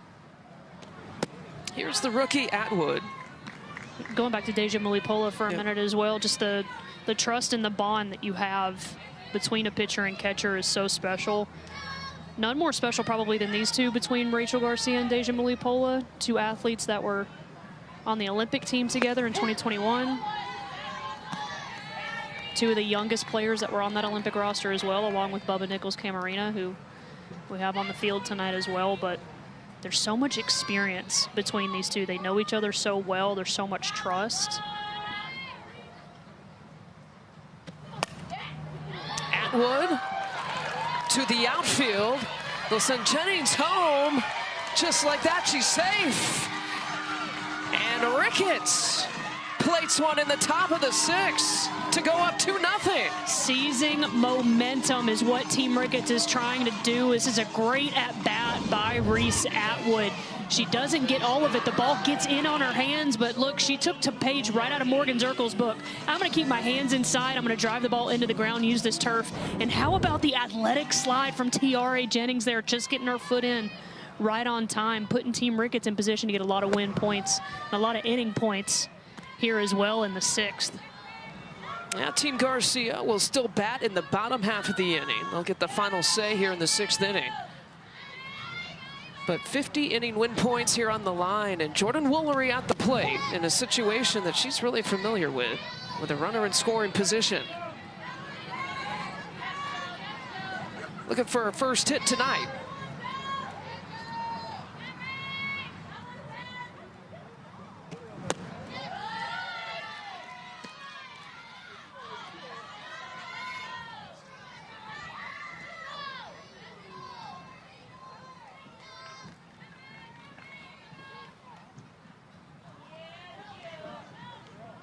Here's a 2-1. Garcia so far has gone the distance. She's the captain. She can pull herself, keep herself in, whatever her decision. Giving up 2 earned runs on 6 hits here tonight. And walked her. And now a bases loaded situation here for Team Ricketts. If you're Team Ricketts right now, you're a shark smelling blood in the water, knowing that Garcia's had trouble finding the strike zone in this inning. Trying to hit the outside part of the plate to both lefties and righties, and what an opportunity now for Bailey Klingler to be able to put up a crooked number on the board. Give yourself some insurance trying to put up some big inning points.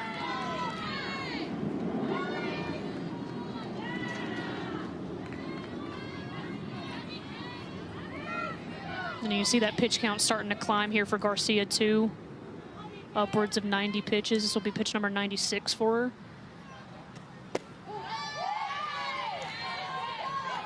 You know what's going through her mind, right? She's got 2 outs. She's thinking, I can just get myself out of this inning.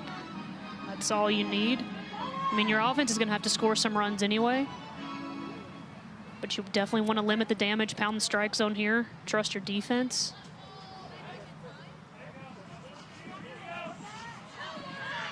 I think we're going to see a strike there on Bailey Klingler as well. Clock violation. And she drives one. Klingler to the wall. 1 run scores, another run scores, and Team Ricketts plates another couple. 4-0 lead. Well, Bailey Klingler took that pitch clock violation strike call a bit personally there. You could tell she was a little bit frustrated with it. So what does she do? She uses that as fuel to be able to drive this ball over the head of Bubba Nichols out there in left field. Just a great piece of hitting. Goes upstairs, keeps the hands inside, turns and burns, and is able to put up a 2 RBI double to expand this lead for Team Ricketts and get them some insurance runs. You said she took it personally, and in that first replay, you could see her face. Oh, yeah. She You looked could tell. uber determined. You could tell. But again, that's that mindset of a professional hitter. Is like, all right, like, that's what you're going to do to me? I'm still in control of this at bat. I'm still in control of my emotions. I'm going to channel that energy, if you will. And she laced it. And the double is worth 20 points for Klingler. And this is the biggest scoring inning here so far tonight in an inning that's worth 50 points. I think you can tell, too, this Team Ricketts approach, they're passing the approach down. And what I mean by that is you can tell that they're making deliberate efforts 1 through 9 in the lineup to keep their hands inside, to trust Rachel Garcia's spin is going to do the work for them. And so far, they've been able to barrel up some balls. Started with Morgan Zirkle there. And then obviously Reese Atwood with a big-time RBI, and then Klingler as well, as you see Sam Landry coming up in the bullpen. Stay with me on this one. Klingler, a possible 200-point swing. 20 points for the double, 50 points for the inning. Maybe if she gets the first MVP, 60 points, and then 70 points for the win. Unbelievable. That's what it's all about right there. Racking up the points, Team Ricketts. Here we go. All right, a lot on the line. A lot on the line for Team Garcia coming to the plate.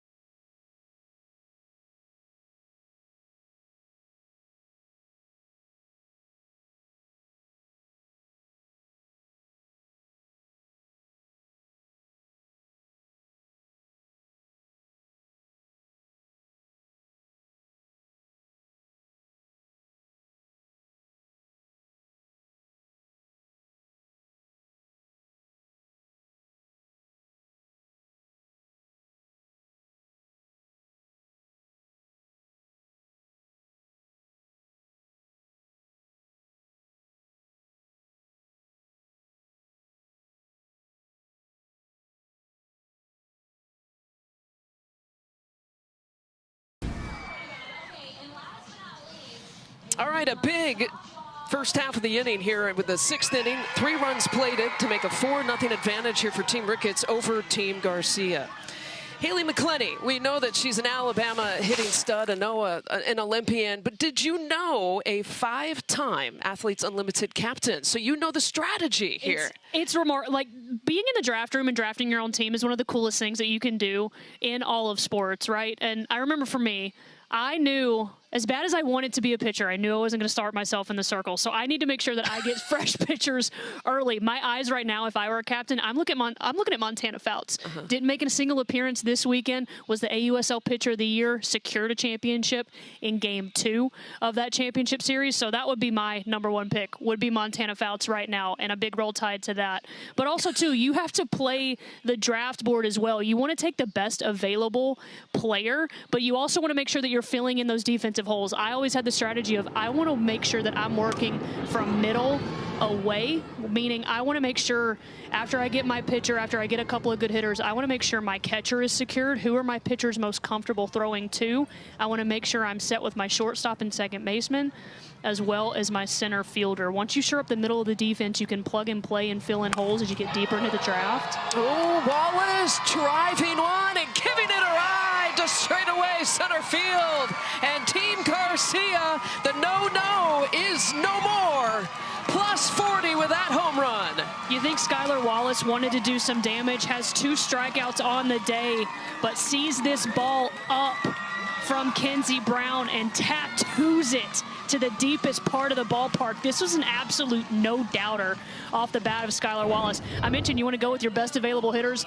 None more best and none more available than Skylar Wallace. Knew it right away. Look at how she stays on plane with that rise ball. Gets on top of it. 239 feet for the first hit for Team Garcia here tonight. That's one way to break up a no-hitter right there.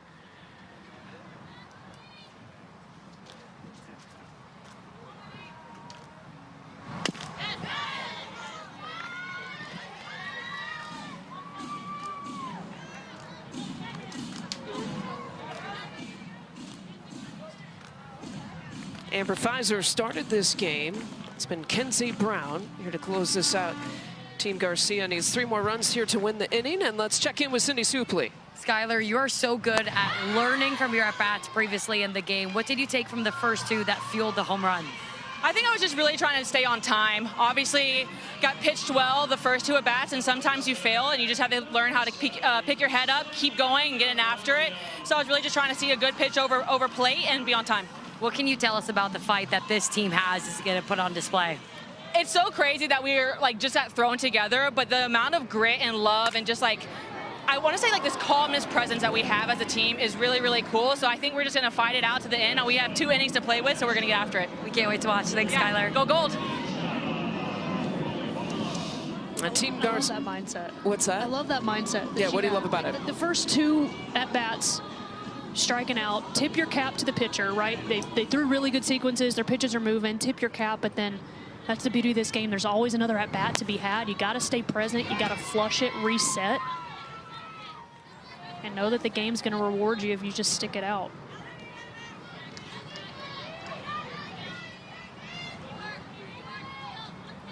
Lily Pula at the plate with 2 outs.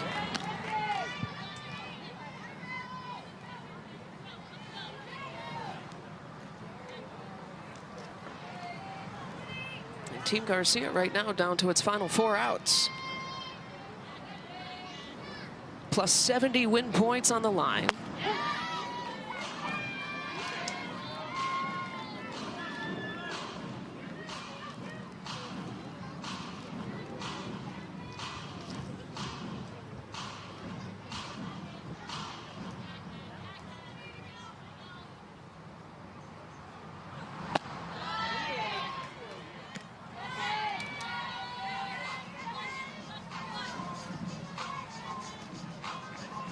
.42 pitches here for Brown.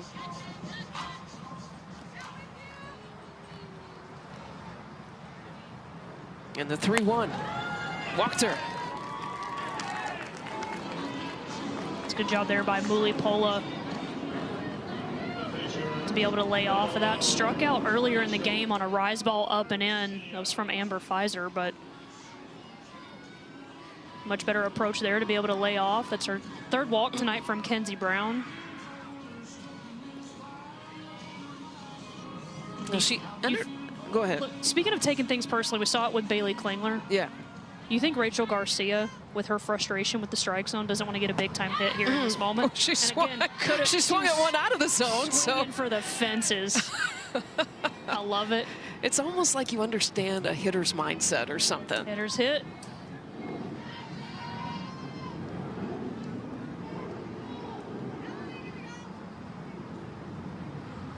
And the captain in the batter's box, we saw Sam Landry warming up. What are the chances that we see Garcia coming back out there?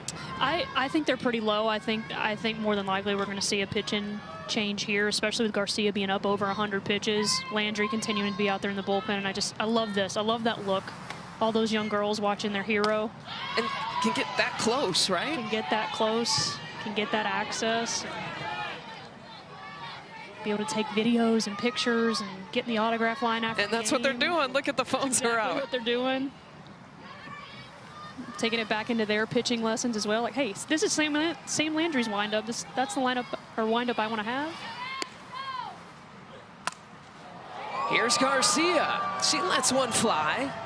And the chase is on there in the outfield for the third and final out. Zirkle takes care of it. And Ricketts, Team Ricketts, picks up 50-inning win points.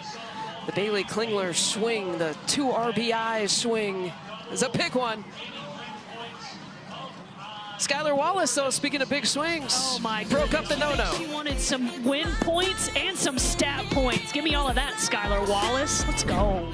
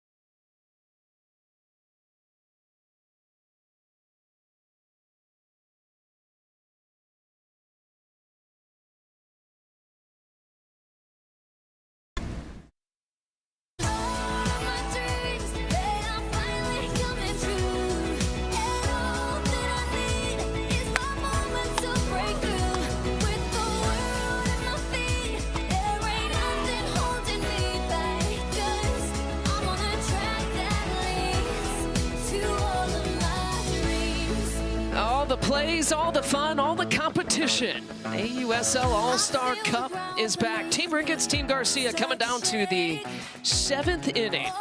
A plus 50 inning win point for Team Ricketts. Huge. And a 4-1 advantage. All right, so the captain's back out there. Rachel Garcia.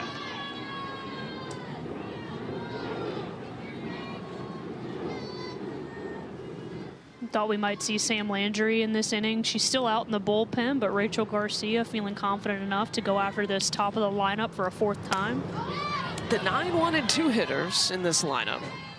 It could be, if she were able to get all 3 outs in this inning, yes, she'll take the loss, but if she gets all 3 outs, that's 12 more points for her on the leaderboard. Yeah, the top of the order be Brady Romero Zirkle.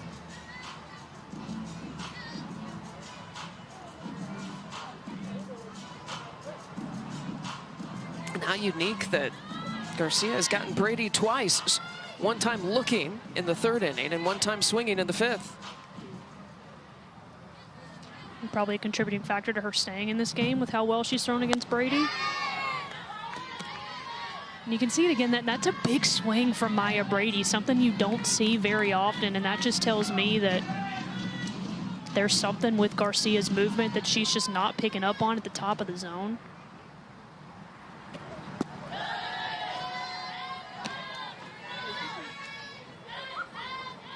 Is that also a swing? I know you've gotten me twice, and I'm itching mad to get you back. You bet. You bet. 2 balls, 2 strikes. And I love that take. That's a quiet take. Garcia going with back-to-back off-speed drop balls, trying to get Brady to chase again. It was a much more quiet load.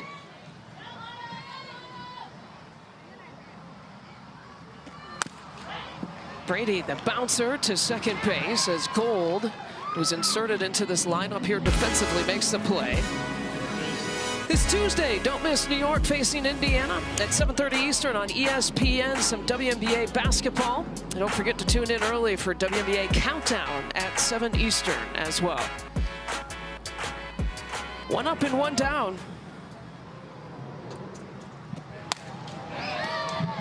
Another 4 points.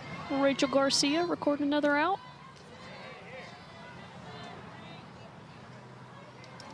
Yeah, those individual stat points definitely make a difference, but you really move up with the game win points and inning win points.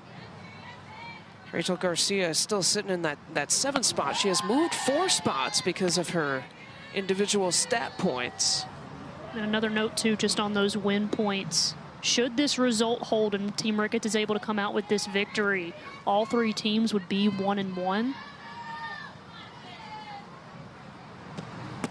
So it really would come down to those individual stat points, which Rachel Garcia has racked up a ton of tonight. If she were to go the distance here, yes, 4 runs, but still plenty of outs that she's gained.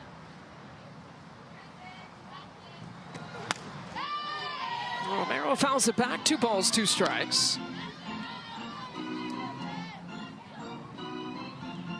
The game within the game, the points within the runs. So fun to follow.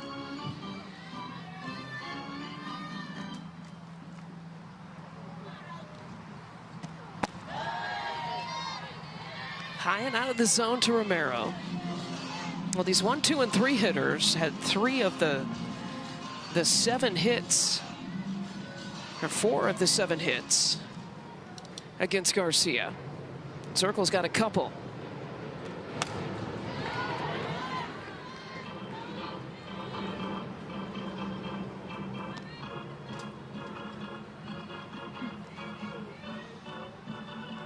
If the score holds, Haley, the quote-unquote visiting team, 3-0 this weekend. Great nugget. It wasn't mine, it was Rob's. Love that. Shout out Rob. Romero driving one deep to center field, backpedaling, making the grab. Riley Boone all over it. Are you kidding me? Riley Boone. I thought off the bat right away that this ball was a no-doubter. And give credit to Boone. Look at how she's going to take an immediate angle back towards the wall. She switches her feet, keeps her eye on the ball, knows where she's at in space, does not care where the wall is. I'm going after it. I'm going to catch it. Beautiful outfield play there from Riley Boone. No, nothing fires me up more than that. And I'm still probably not half as fired up as Riley Boone is. No, she doesn't even have to make a play like that to be fired up. Let's be honest. I'd like to go back and see where she caught that in her glove. It looked like it was about to sneak out. Looked like it got in her palm a little bit and it was maybe moving around a little bit too.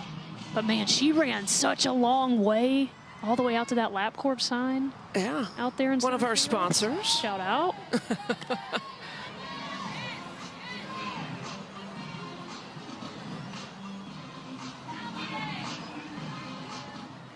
1 ball, 2 strikes, 2 outs.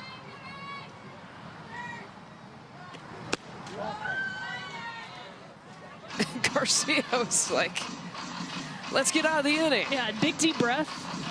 Just like, get me out of here and give me my points. And she's really thankful to Riley Boone right now, not wanting another earned run up on the board. No more -10s.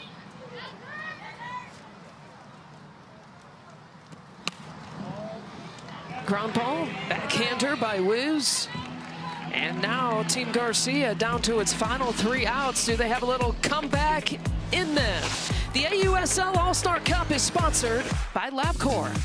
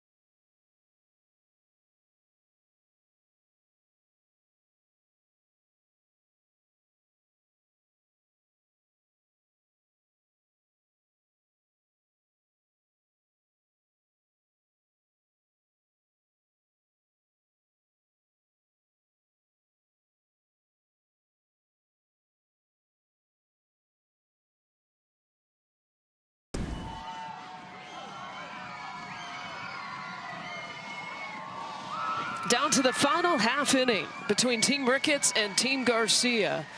And the final day of the final game of Series 1 All-Star Cup event goes through all of the month of August. You think these fans are fired up? Oh, they're absolutely fired up. Just the growth, the attendance from AUSL regular season games all across the country to the fans that we've seen this opening weekend here for the All-Star Cup. Just been incredible. And we got the captain, Kehlani Ricketts, calling her own number to try to close things out.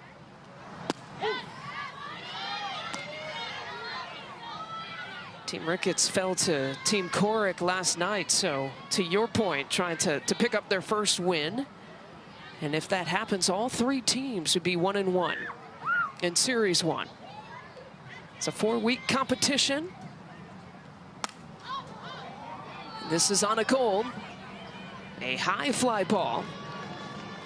Shallow right center field, and Jennings gets the first out.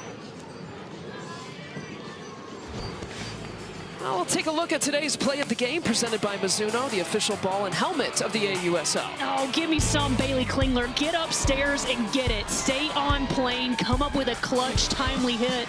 Should this score hold, this is gonna be the nail in the coffin. Just a big time clutch hit there from Bailey Klingler. Is it the 200-point swing? That's what I want to. 200-point swing. That's incredible. That's incredible. I'm jealous. Now I want to come out of retirement and get myself a 200-point swing. Might throw my back out doing it, but worth a shot. Nicholas Camarena, by the way, is on deck here for Team Garcia. We've seen her in left field. We haven't seen her pick up the bat yet tonight.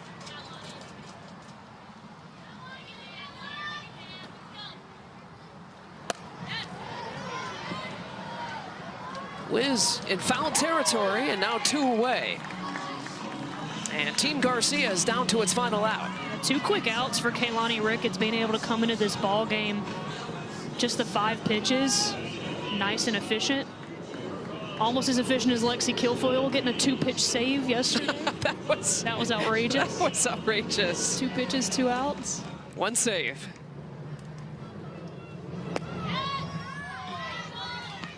No need for an ice bath after the game? No. Maybe not? No.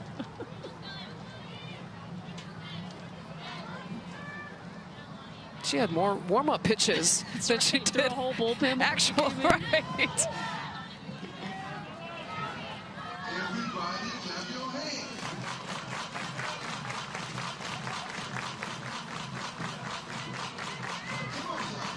Bubba Nichols-Camarena's first at-bat.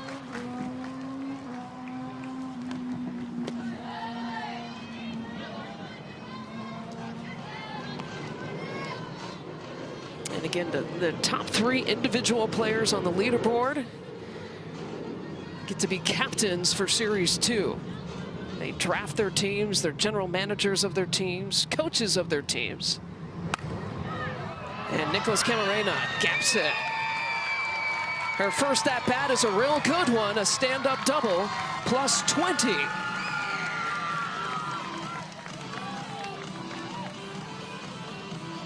It's just what she does. It's just what she does. We talked about Bailey Klingler earlier going upstairs to get a pitch and drive one, but Bubba Nichols goes downstairs to get this Kaylani Ricketts draw ball, and that's textbook hitting. Letting that ball get deep, letting it travel, and then just driving it to the opposite field. This is Aubrey Leach. Also important here, too.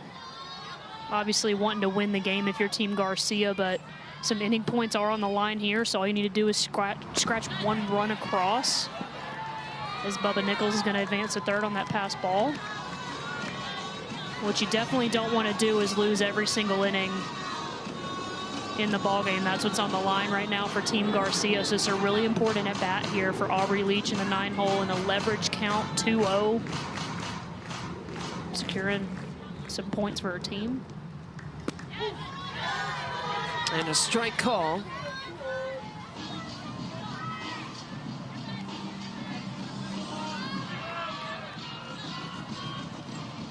Two balls, one strike, a couple of outs down to the final out. Here's Ricketts. And a ground ball to flip him. And Team Ricketts, a big win to finish 1-1 in Series 1. Huge win for Team Ricketts to be able to come out tonight and get this done. All 3 teams this weekend going 1-1. All the more important for Ricketts, they won every single inning. So 70 inning points, 70 points for the game win. Every single player, regardless of stat points tonight, 140 points. Incredible. That's one way to climb the leaderboard. Big time performance, a great team win all the way around for Team Ricketts. Had great quality pitching, great timely hitting. They played a clean game on defense. Textbook fundamental softball. That's how you get a win. Kaylani Ricketts, we had the chair chat with her, and she was able to close things out. Let's check in with Cindy Supoli, who's with the winners. Bailey Klinger, you had a swing that was worth 200 points tonight. I don't know if you even realized that, but you used a pitch clock violation as fuel to the fire with your swing. How did you reset and motivate yourself? Yeah, I just reset. It takes a nice little breath, but getting back to the present moment and just doing whatever I can for the team. As someone who plays softball all over the world, you came from the Mexican League, the Japan League, but now you're here at All-Star Cup. What makes this format so special? It's fun. It gives you like a breath of fresh air a bit. You're with women that you haven't played with all season, and you've just competed against them. So having a nice mix is really great, and getting to learn from everyone is also really cool. I saw the way you celebrated with your team, especially your captain. Describe the way that Kaylani Ricketts really led this group to 2 big wins. Yeah, Kaylani's a great leader. She's very cool, calm, and collected. She's a really respected vet, so she just gave us the energy of calmness and just said, I trust y'all, do what you can do, and it was able to work out. We only get limited games in this All-Star Cup season. It's hard to believe week 1's done, but what can you most look forward to these final 3 weekends? Yeah, honestly, just keeping it simple and having fun. I think the All-Star Cup is a time where you can kind of let loose as an athlete and create those relationships, create those bonds, learn from everyone, and just be where your feet are and enjoy the moment. Awesome. Well, we'll look forward to seeing you next weekend, Bailey. Go celebrate. Thank you. All right, and you can check out the leaderboard and who will be the captains, and of course follow the draft that will all take place tomorrow on theausl.com. I know it was fun for you to be up here in this perspective in a league that you played in. Oh my gosh, just absolutely phenomenal softball all the way around, all weekend long. But we get to do it all again next week. That's right. Captain. Series 2 coming up. Again, 4-1 the final. Congrats to Team Ricketts. The AUSL All-Star Cup continues throughout this month. Visit theausl.com to find out where to watch. Haley McClinney, Sydney Supley, our entire crew. I'm Lisa Byington. Thank you. I love that shot. Thank you for watching, everyone.